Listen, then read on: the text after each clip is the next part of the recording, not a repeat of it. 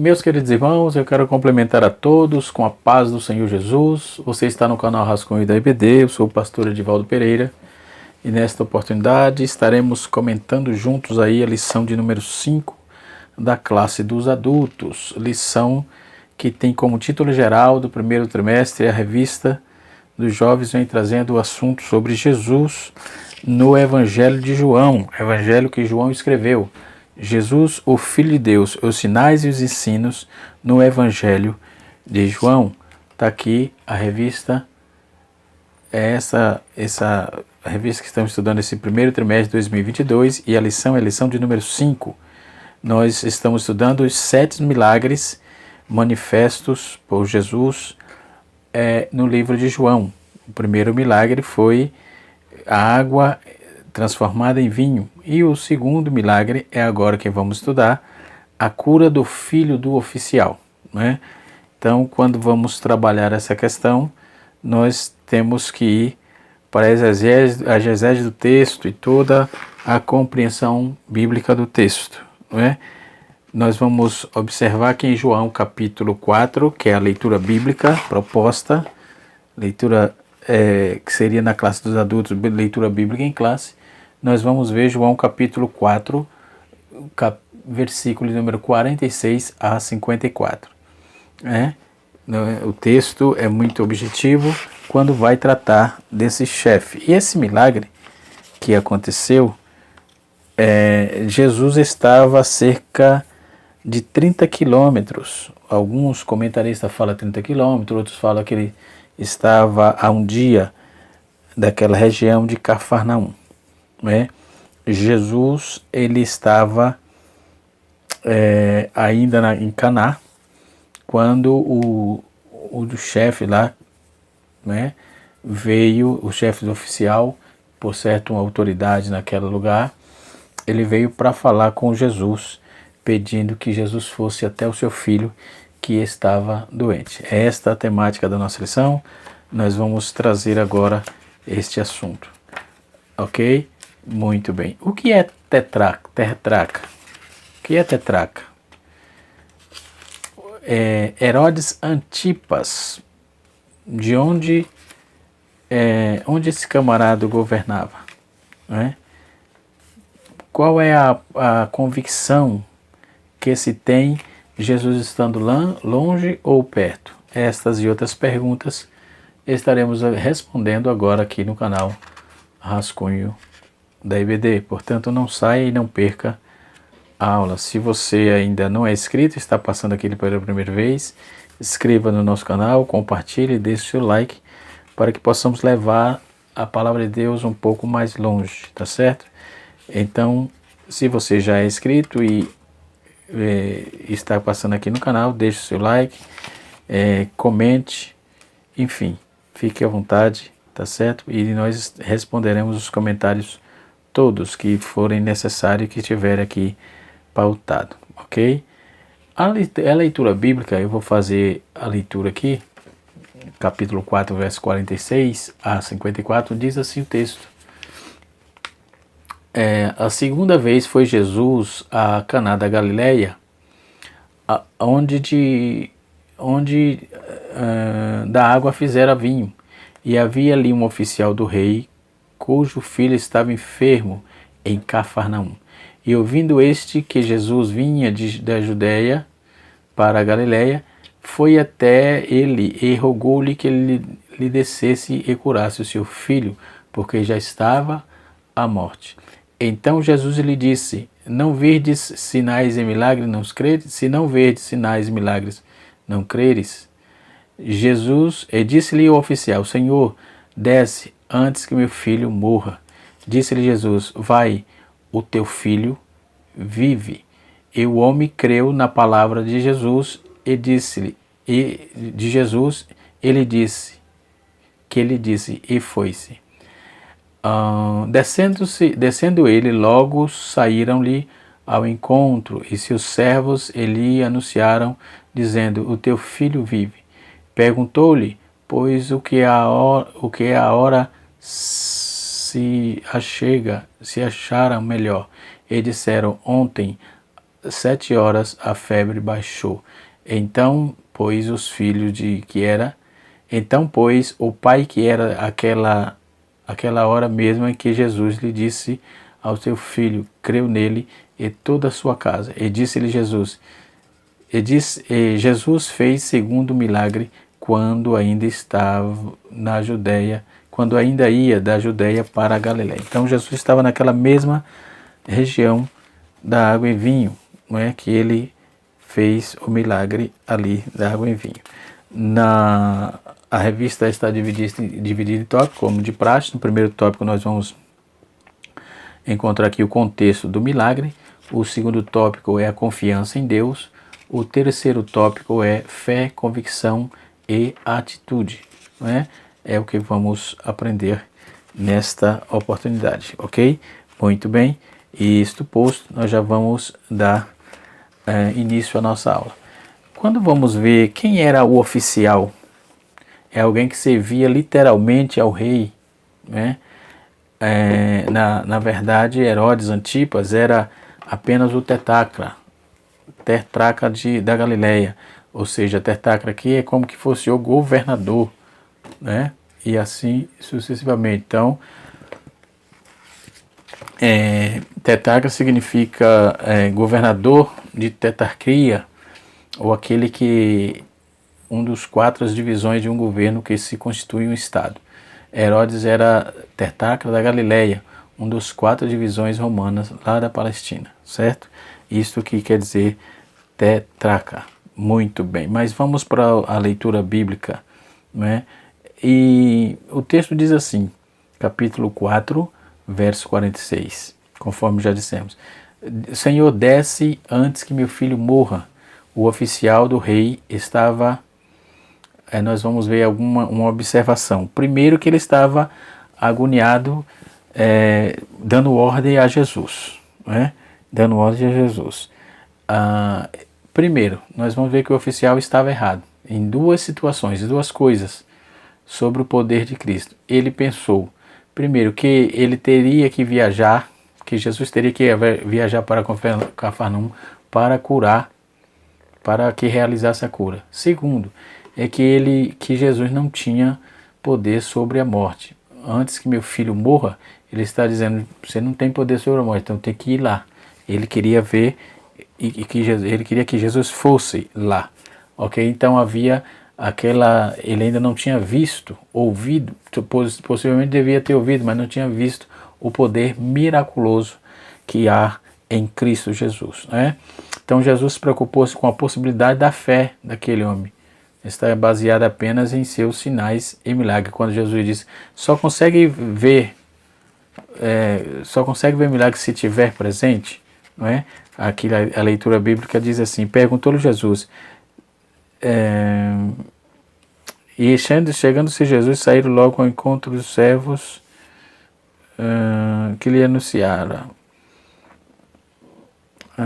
Então Jesus disse, se não virdes, versículo 48, então Jesus disse-lhe, se não virdes sinais e milagres, não creis?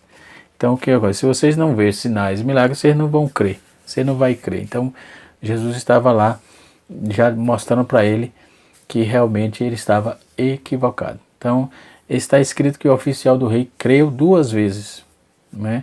Ele creu 2 vezes. Uma vez registrada no versículo 50, ele outra vez no versículo 53. No versículo 50 ele diz assim, ó, disse-lhe Jesus, vai, teu filho vive. E o homem creu na palavra que Jesus lhe disse e foi-se. O versículo 53 está escrito, e entendeu, pois, o pai que era aquela hora mesmo em que Jesus lhe disse, vai, o teu filho vive, e creu nele toda a sua casa. Então, quando Jesus disse, assim que Jesus deu a palavra de ordem, a enfermidade foi extirpada. Quando ele chegou lá, o menino deu o testemunho, que foi quando o menino contou o testemunho, ele entendeu que foi exatamente na hora que Jesus tinha dado a palavra de ordem, né? Aí podemos observar que toda a palavra que Jesus dá, toda a ordem de Jesus ela é cumprida automaticamente, eu não tenho dúvida, com respeito ao que ele faz tanto na natureza, quanto no lado material, quanto espiritual. Se Jesus der a ordem, vai acontecer imediatamente, não é? Então ele creu em Jesus duas vezes. Primeiro, ele creu na promessa de que Jesus é o filho, na promessa de Jesus que seu filho não morreria. No entanto, ele creu que Jesus pode e irá curá-lo. Não é suficiente para salvar. Quanto ao versículo 53, no que o oficial creu, né? E a explicação do versículo 54 diz que o sinal que Jesus realizou foi o segundo milagre, conforme está escrito no versículo, no João 2, versículo 11, que está o primeiro milagre. O segundo milagre foi essa cura do filho do oficial, né? Então esses sinais foram realizados para as pessoas crescerem em Jesus e o Filho de Deus, e que por querer neles teriam vida. Então, quando o oficial soube do seu filho tinha sido curado, que ele soube que seu filho havia sido curado, ele e sua casa creram em Jesus e nasceram de novo. Então, muitas vezes no Novo Testamento, as famílias inteiras, né, expressam a sua fé em Jesus, né? E assim sucessivamente. A cura do filho do oficial ocorre quando Jesus estava pela segunda vez em Caná. Eu falei isso no início, né? Só confirmando aqui nos documentos, ok? Então, quando o mestre voltou a Jerusalém, para a Galiléia, para a cidade do casamento, onde havia anteriormente realizado o primeiro milagre, transformando água em vinho. Nós podemos observar que nós temos 7 milagres propostos aqui. O primeiro sinal nós vimos que foi a cura, nós vimos que foi a transformação da água em vinho. O segundo é a cura do paralítico. A segunda é a cura do filho do oficial. O terceiro sinal é o paralítico de Betesda. O quarto sinal é a multiplicação dos pães e peixes. O quinto sinal, o quinto milagre, Jesus anda sobre o mar. O sexto é a cura de um cego de nascença. E o sétimo é Jesus ressuscita Lázaro. Então nós podemos observar que esses 7 milagres, e no livro de João nós temos algumas particularidades interessantes, não só na questão de milagres, nós vamos ver particularidades interessantíssimas para que possamos assim crer um pouco mais e meditar um pouco mais na palavra de Deus. Por exemplo, nós vamos observar que existem 7 sinais, né, que é a cura que Jesus fez. Nós vamos ver os 7 sermões, não é, em João, e nós vamos ver também esses 7 sinais e os 7 sermões. Jesus revela que Jesus se revelou claramente e de forma clara e objetiva e verdadeira a sua identidade. Depois nós vamos ver 7 declarações, e essas 7 declarações eu sou, não é? Então, mediante essas declarações, Jesus revelou figuramente que ele é aquele que é o redentor da raça humana. E também o livro de João trabalha também a questão da ressurreição corpórea de Jesus como um sinal supremo, não é? É prova máxima de que ele é o Cristo, o Filho de Deus. Então, todo esse contexto do livro de João, não só os milagres, né, mas tudo que João, o apóstolo do amor, aborda, ok? Podemos observar na nossa lição, vamos aqui para a lição propriamente dita, que até agora estamos trabalhando o texto, né? Jesus, ele, quando trabalhou nessa questão, a cura, trabalhando essa questão da cura do filho do oficial, né? Naquela época vivia em Cafarnaum, o funcionário era de Cafarnaum, né? Que correspondia a um dia de viagem, né? Um dia de viagem. Ele era quem era o seu comandante era Herodes Antipas, né? Que não tinha muito contato com João, e também não tinha, era avesso a visão joanina e avesso a visão cristocêntrica também, não é? Então podemos observar que quando Jesus voltou para aquela região onde ele transformou o primeiro milagre em vinho, quem era então o oficial do rei. Quem era o oficial? Ele vivia naquela época em Cafarnaum, é um alto funcionário ligado à casa civil ou militar de Herodes Antipas, cuja atividade não é determinada na Bíblia, né? Muitos especulam que se tratava de Cusa, intentamente de Herodes, ou seja, que era marido de Joana, uma das piedosas mulheres galileias que passaram ali a acompanhar o mestre em suas viagens missionárias. Joana, mulher de Cusa, procurador de Herodes, e Susana, e muitas outras que serviam com seus bens. Lucas capítulo número 8, versículo de número 3. Então há uma conjectura que a mulher, que aquele moço, que o filho, o oficial do rei era Cusa. Tem aí uma possibilidade, ok? Não se bate martelo, mas aparece aqui que Cusa era procurador, né, de Herodes, né? E era Susana e outras mulheres que serviam ali com seus bens. Então, quem era o mordomo do rei? Qual é a diferença do mordomo do rei? O que é que ele pede a Jesus, né? Então, o filho do oficial evangelista, ele descreve que ele tinha um filho e que ele estava gravemente enfermo, cometido por uma violenta febre maligna. Cafarnaum estava situada em uma região tropical, né, pantanosa, que no verão, ainda mais no outono, por exemplo, naquela época, ficava cheio de insetos e mosquitos. Então, o texto diz, não é vai dizer, o texto diz: pela segunda vez foi Jesus a Caná da Galileia, onde a água fizera vinho, e havia ali um nobre cujo filho estava enfermo em Cafarnaum. Então o nobre estava em Cafarnaum, ou estava em Caná, quando viu Jesus, ele logo rogou, né? E eram muitos os casos de vítimas, tais como essa febre, ou seja, disseminadas por vetores. Então, essa febre possivelmente era uma infecção devido às picadas dos insetos, né? Então os vetores faziam arraso ali. Então a febre chegou ao ponto de tal que o pai do menino, o oficial, temia pela morte do seu filho, né? Estava à beira da morte. E quando ele ouve a palavra de Deus, a fé vem pelo ouvir, não é? De volta para a Galileia, versículo, aqui a nossa lição, já como finalizamos, enfatizamos em João, é o único evangelista que resiste a esses eventos dos primeiros anos do ministério de Jesus. Já falamos isso, são 7 na sequência, né?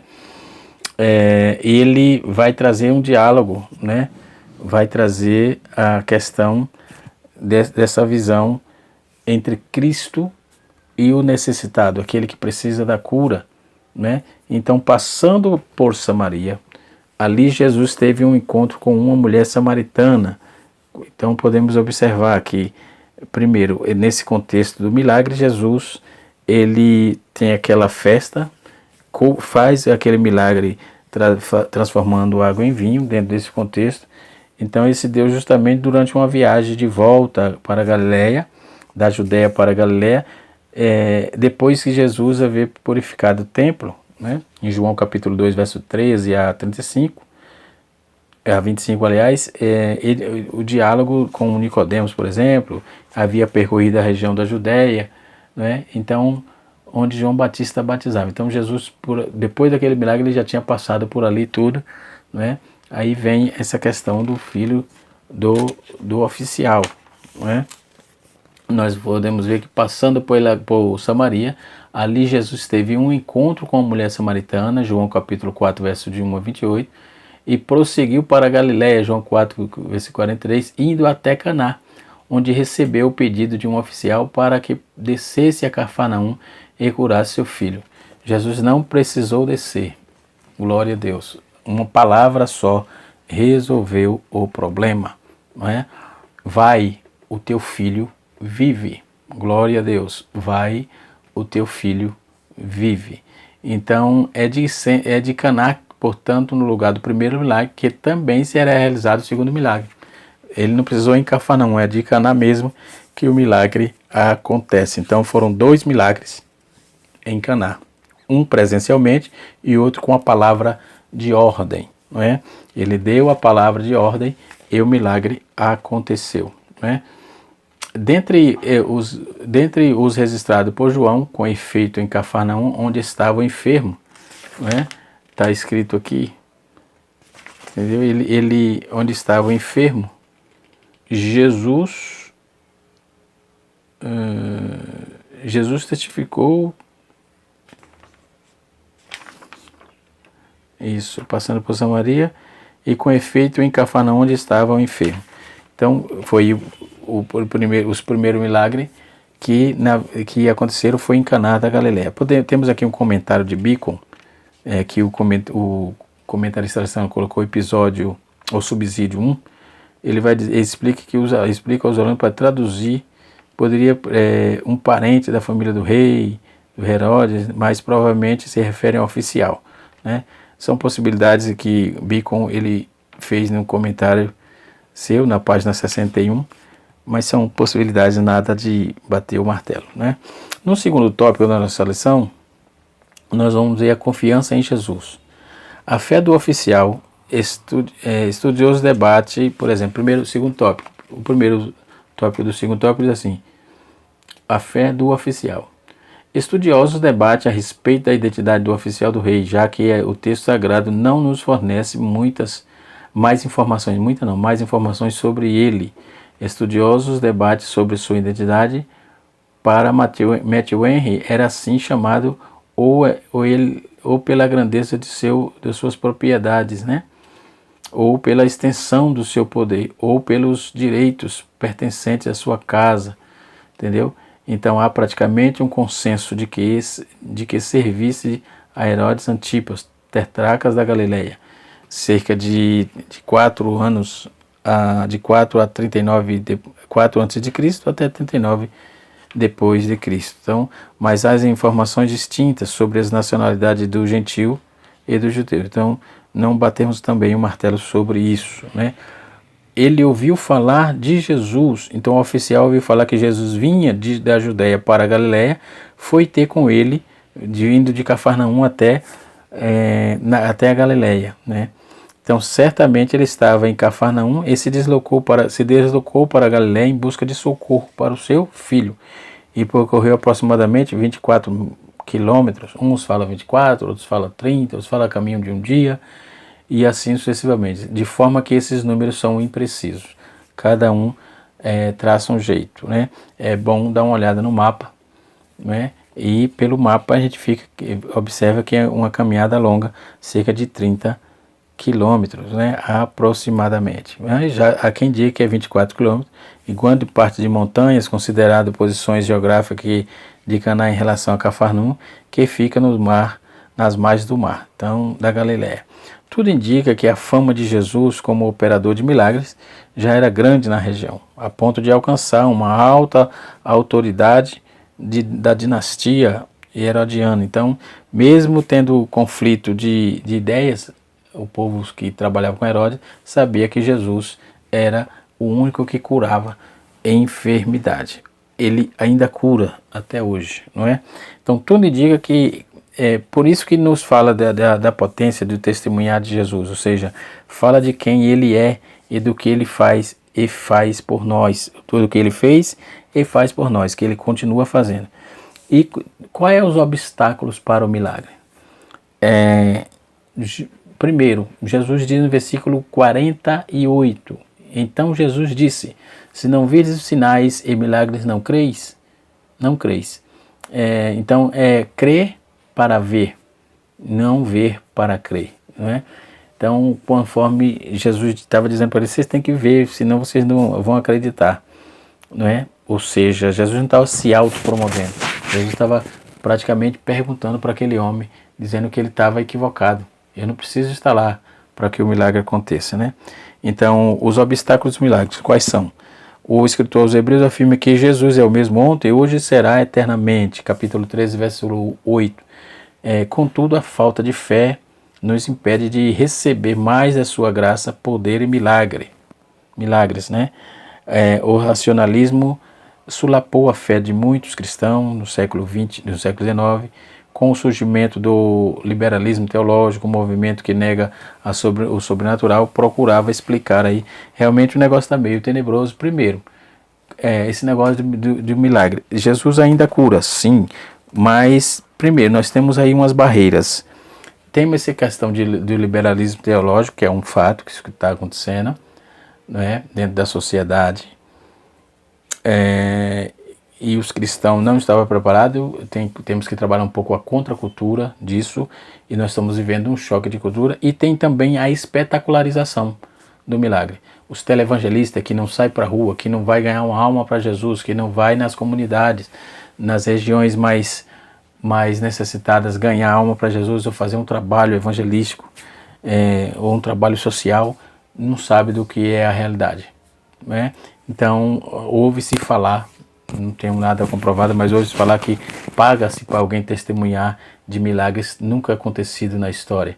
Isso não é coisa de Deus, isso não é coisa de Jesus, isso não é coisa para salvo, não é? Se isso acontece, Deus está fora desses malabarismos, porque Deus não desfaça milagre, Deus faz e ponto. Se não quiser fazer, Ele tem todo o poder para sim ou para não, para fazer ou não fazer. Ele é Senhor, Ele sabe o que faz, Ele manda, desmanda, Ele opera, enfim, esse é o Senhor. Mas espetacularização do milagre tem sido um problema nos nossos dias. O camarada coloca lá na televisão e faz aquele negócio todo, mas tem que ter o dinheiro. Tem que ter o dinheiro. Isso é simonia. São problemas que acontecem, né? Simonia. Dentro da nossa revista aqui, o comentarista usa aqui o dicionário teológico do pastor Claudionor de Andrade. Deixa eu ver se eu acho o meu aqui.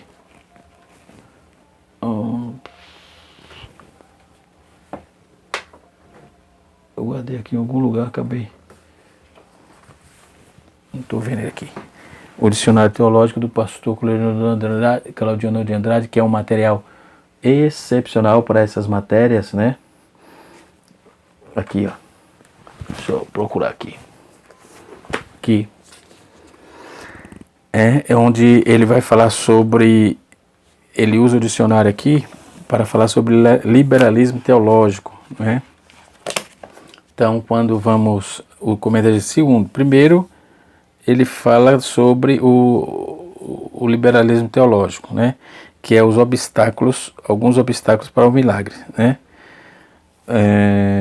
E o segundo, entendeu? A segunda posição aqui é que segundo o dicionário teológico do pastor Claudionor de Andrade, da CPAD, liberalismo teológico tinha como objetivo estipar a Bíblia todo elemento sobrenatural e submetendo as escrituras a uma crítica científica humanista, né? Na verdade eles têm, o objetivo é esse, certo? No liberalismo teológico, via de regra, não há lugar para milagres, profecias, e a divindade de Cristo também. Precisamos aí ter cuidado e não ceder a nenhum extremos, né, de racionalismo. Então isso vem acontecendo, sim, e vem acontecendo, e muitas faculdades teológicas isso é ensinado, não é?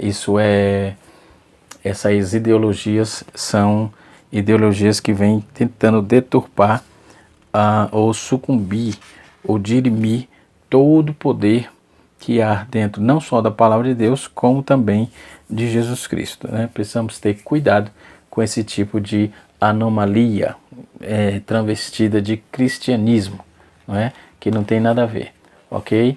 Então, ausência de crer constante. No canal Rascunho Teológico, eu tenho 4 vídeos, se não me foge da memória, 4, onde eu trabalho essa questão de liberalismo teológico, a teologia generosa. Então, são problemas que estão aí patentes, e nós precisamos estar patente nos nossos olhos, estar patente na nossa sociedade cristã, e nós precisamos ver realmente, ter certeza do que crê para defender a fé cristã. Há quem diga, tem gente ainda demonizando teologia, diga-se de passagem. Aí fica difícil, né? Para você ser enganado rapidinho, não é? E quem estuda teologia precisa estudar teologia cristã, né? Teologia pode ser teologia acadêmica, mas que seja uma teologia com base cristã. Glória a Deus. E assim vamos para frente, porque no tópico da nossa lição, no terceiro tópico, diz assim: fé, convicção e atitude. O oficial, ele creu e foi. Sempre recebemos uma palavra da vinda de Deus, precisamos agir. Então ele recebeu a ordem: vá, o teu filho vive. E ele se foi. Ele foi. No segundo tópico, do terceiro tópico, diz assim: os heróis da fé. No registro dos heróis da fé, em Hebreus 11, vemos que eles foram assim chamados porque agiram em obediência e ordem de Deus, confiando em sua palavra. Por isso afirmamos que a fé não é um mero assentimento mental. Deus abençoe. Estamos finalizando aqui a nossa aula, tá certo? Nós precisamos ter cuidado com as anomalias que existem, para que possamos também estarmos atentos e crescendo na fé. O que a fé não é estática, ela é dinâmica, é progressiva. Então precisamos crescer na fé que há em Cristo Jesus. Que Deus abençoe a todos. Se você gostou, se você quiser deixar o seu comentário aí, deixe o seu comentário para que possamos trazer mais subsídio e deixar mais claro a situação, tá certo? Deus abençoe e até a próxima aula, se Deus assim nos permitir. Canal Rascunho da IBD, ensinando para transformar vidas.